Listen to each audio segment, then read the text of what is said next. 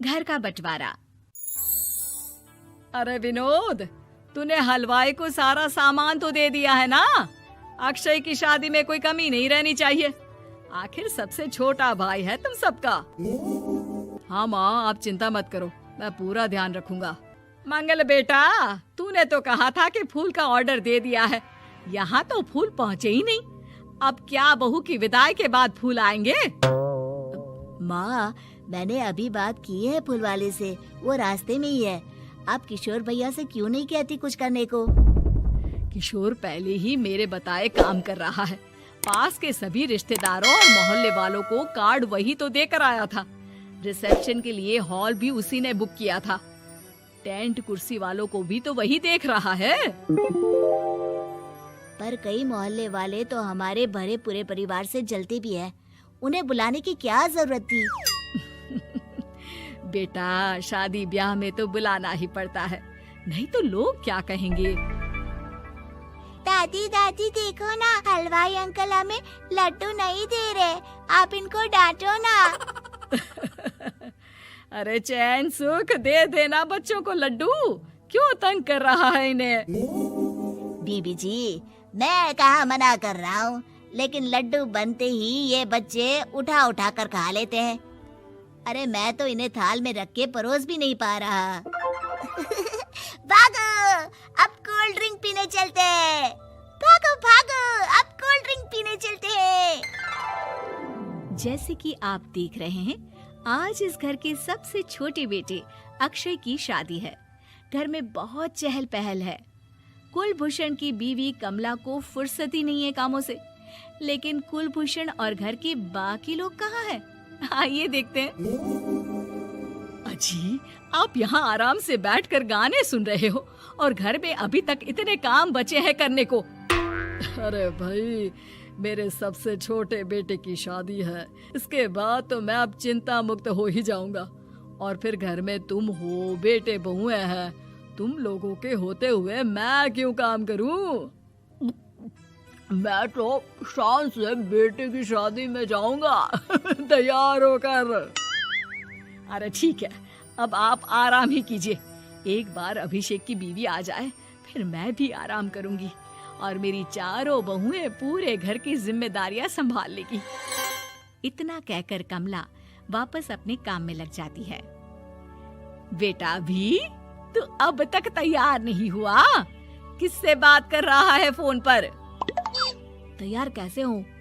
Salon जाने से तो आपने मना किया है, क्योंकि मुझे हल्दी लग चुकी है। भाभीयों को देखो, सुबह से पार्लर में है। अक्षय की शादी हो जाती है और नंदिता बहू बनकर घर आ जाती है, लेकिन इस घर की खुशियों को मानो किसी की नजर लग गई थी। नंदिता के आने के बाद आए दिन घर की शांति भंग होती रहती। अपने माँ बाप की इकलौती बेटी को इतने बड़े परिवार की जिम्मेदारियां कहाँ संभालनी थी?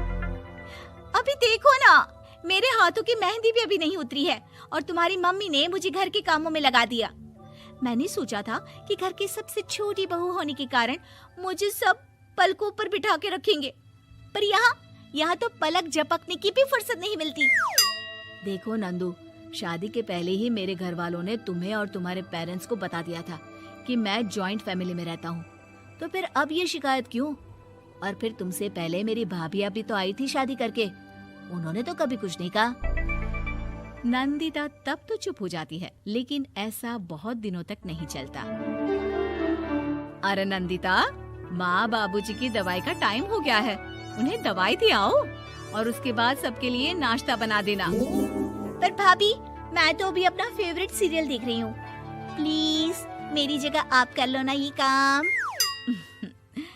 ठीक है, मैं तेरी जगह माँ बाबूजी को दवाई दे आती हूँ और नाश्ता बना लेती हूँ। तू मेरी जगह पूरे घर की डस्टिंग करके 5 बच्चों को स्कूल के लिए तैयार करके भेज देना और दोपहर का खाना बनाने के बाद कपड़े धोकर सुखा देना। उसके बाद हम दोनों मिलकर बाजार जाकर सब्जी ले आएंगे, फिर डिनर की तैयारी कर लेंगे और उसके बाद बस भाभी, मैं माँ बाबूजी को दवाई देकर सबके लिए नाश्ता बना देती हूँ। हे भगवान, ये कहाँ लाकर फंसा दिया मुझे। मेरे घर में तो गिनती की 8 रोटियाँ और 2 सब्जी बनती थी और नाश्ता निपट जाता था, यहाँ तो रोटियों का ढेर और सब्जियाँ बड़े बड़े पतीलों में बनानी पड़ती है। नाश्ता बनते बनते लंच का टाइम हो जाता है और लंच बनते बनते डिनर का। अभी मुझ में तुम्हारे पूरे परिवार का नखरा उठाने की और ताकत नहीं बची। मैं ऐसे नहीं रह सकती। अरे तो क्या चाहती हो तुम? मुझे अलग रहना है बस। तो ठीक है, हम कल ही शिफ्ट हो जाएंगे किराए के घर में। इतना बड़ा घर होते हुए हम किराए पे क्यों रहेंगे? ना जी ना, घर में ही दीवार खड़ी करो अपने हिस्से के आगे। घर के साथ साथ घर की खुशियों में भी दीवार खींच जाती है। ऐसे ही कई महीने बीत जाते हैं और नंदिता माँ बन जाती है। बच्चे के आने से अभिषेक के कंधों पर खर्चों का बोझ आ पड़ता है। अभिषेक का बोझ कम करने के लिए नंदिता भी पार्ट टाइम जॉब कर लेती है, लेकिन इससे उसके सर पर नौकरी, घर और बच्चे की जिम्मेदारी बढ़ जाती है। नंदिता, ये क्या है? तुमने घर भी ठीक से साफ नहीं किया, ना ही मेरे कपड़े धुले हैं। चिंटू के बाल भी कटवाने जाना था, देखो उसके बाल कितने बढ़ गए हैं। अरे करती क्या हो पूरा दिन तुम? मैं करती क्या हूँ? तुम्हारा नाश्ता और लंच बनाने के बाद चिंटू को डे केयर सेंटर पर छोड़ कर आती हूँ, फिर खुद ऑफिस जाती हूँ। पूरा दिन काम करके आने के बाद बिना आराम किए बाजार से सब्जियाँ लेकर आती हूँ, घर आकर खाना बनाती हूँ, चिंटू को देखती हूँ और क्या करूँ मैं? तो किसने कहा था अपने सर पर इतने काम लेने को? मत जाओ ऑफिस। ऑफिस जाए बिना घर के खर्चे कहाँ से पूरे होंगे? चिंटू की डे केयर का खर्च, उसके लिए बेबी फूड का खर्च, प्रेस वाले का खर्च, ये सब तुम्हारी सैलरी से होता नहीं है। अगर परिवार से अलग नहीं होती तो इतनी मुसीबतें नहीं उठानी पड़ती तुम्हें परिवार के साथ मिलकर काम करने में दिक्कत थी, लेकिन काम तो अब भी बहुत है तुम्हारे सर पर। चिंटू को भी डे केयर भेजने की जरूरत नहीं पड़ती। उसको गोद में खिलाने के लिए दादा दादी और घर के सभी बड़े होते। उसके साथ खेलने के लिए उसके भाई बहन भी होते। मेरे तीनों बड़े भाइयों के बच्चे भी बड़े हुए हैं, लेकिन बिना महंगा बेबी फूड खाए, क्योंकि मेरी माँ और भाभियाँ बहुत अच्छे से जानती है कि बच्चे को क्या खिलाना चाहिए। बिजली के बिल जैसे खर्चे भी सब मिलकर बांट लेते थे, लेकिन तुम्हें तो सबसे अलग रहने में ही मजा आता है, तो अब शिकायत क्यों करती हो? बस करो अभिषेक, बस करो। मैं मानती हूँ कि मैं गलत थी। मेरे एक गलत फैसले ने हमें बिल्कुल अकेला कर दिया है सबसे। एक घर में होते हुए भी हम बाकी परिवार से अजनबियों की तरह रह रहे हैं। अभिषेक और नंदिता की सारी बातें घर के बाकी लोगों को सुनाई दे रही थी। तभी कमला बोल पड़ती है। अरे नंदिता बहू, किसने कहा कि तुम अकेले हो? तुम्हारा इतना भरा पूरा परिवार है ना तुम्हारे साथ। हम तो बस ये चाहते थे कि तुम अपनी गलती समझ जाओ। अगर हम तुम्हें समझाते तो शायद तुम ना समझती, लेकिन अपनी गलती का एहसास तुम्हें खुद हो गया है, तो अब तुम समझ चुकी हो परिवार में एक साथ रहने का मोल क्या होता है। मम्मी जी, मुझे माफ कर दीजिए, अब ऐसा दोबारा कभी नहीं होगा।